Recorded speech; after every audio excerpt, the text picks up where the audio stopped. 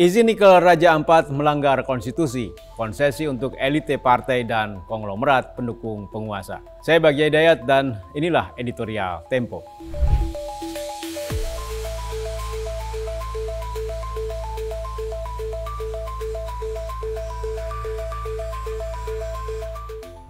Dalam urusan melanggar aturan, para pejabat Indonesia mahir bersembunyi di balik asap.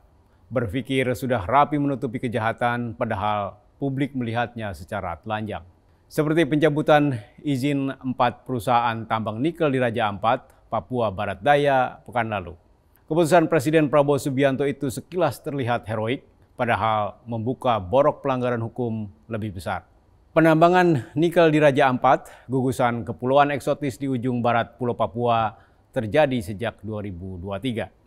Setidaknya hal itu terlihat dari izin 16 perusahaan yang punya konsesi tambang di sana.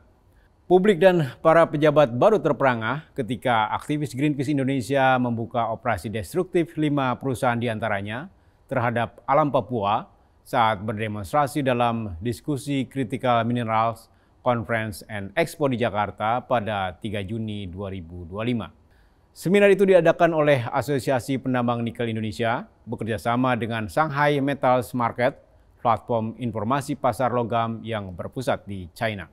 Greenpeace menggunakan arena paparan potensi ekonomi sumber daya mineral di Indonesia untuk mengungkap pelanggaran hukum penambangan logam, bahan baku baterai kendaraan listrik di Papua. Seperti berulang-ulang ditulis majalah Tempo, penambangan nikel merusak hutan dan laut, serta memicu konflik sosial dan korupsi melalui suap perizinan atau pengelabuan pemilik perusahaan.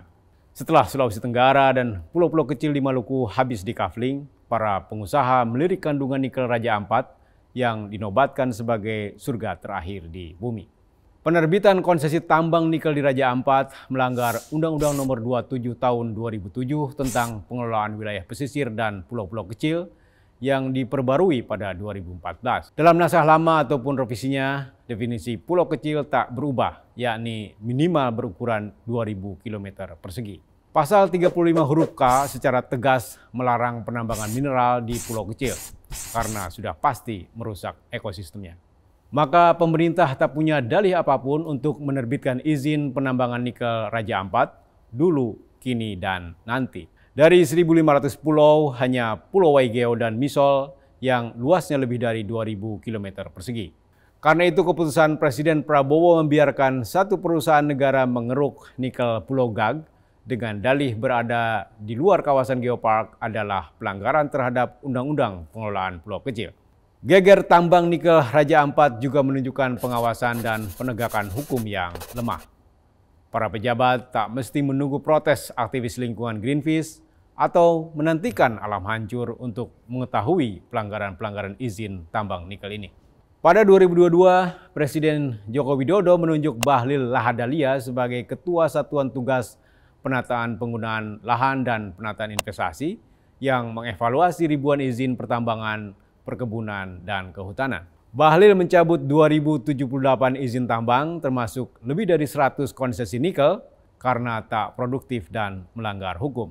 Bukannya mencabut semua izin tambang nikel Raja Ampat, 3 hari sebelum dilantik menjadi Menteri Energi dan Sumber Daya Mineral, Bahlil justru menghidupkan izin satu perusahaan dan menerbitkan izin baru bagi perusahaan lain. Tanpa malu apalagi merasa bersalah, Bahlil mengklaim izin nikel Raja Ampat terbit sebelum ia menjadi menteri. Kisruh nikel Raja Ampat juga mengungkap salah jalan pemerintah memanfaatkan kekayaan alam Indonesia. Dengan dalih menghidupkan ekonomi, hilirisasi sumber daya alam hanya kedok menyedot aset berharga Indonesia untuk keuntungan para kroni. Mereka yang berada di balik konsesi tambang nikel Raja Ampat adalah elit partai politik dan konglomerat pendukung penguasa. Sudah lama pemanfaatan sumber daya alam hanya kamuflase pengerukan kekayaan yang menguntungkan elite dan bohir politik. Tata kelola buruk tambang nikel Raja Ampat menegaskan bahwa Indonesia sedang menempuh kutukan sumber daya alam, seperti tesis Richard Auty, ekonom Lancaster University Inggris dalam Sustaining Development in Mineral Economies, The Resource Curse Thesis pada 1993. Kekayaan melimpah namun kita tetap miskin, karena alam rusak oleh korupsi dan keserakahan.